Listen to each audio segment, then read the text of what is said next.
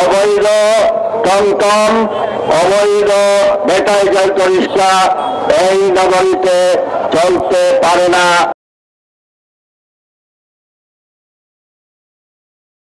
তারা কর্মস্থলে যোগদান করে তারা যে কাজে নেমেছেন, দীর্ঘদিনের মানুষের প্রত্যাশা ছিল এই দাবিগুলো।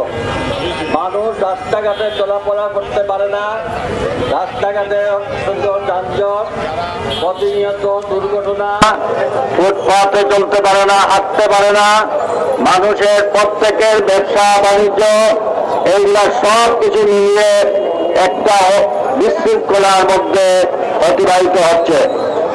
আমরা চাই শৃঙ্খলার মধ্যে সবকিছু ফিরে আসুক।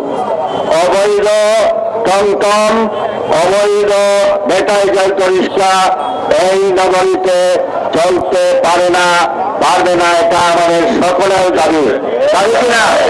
সবার দাবি।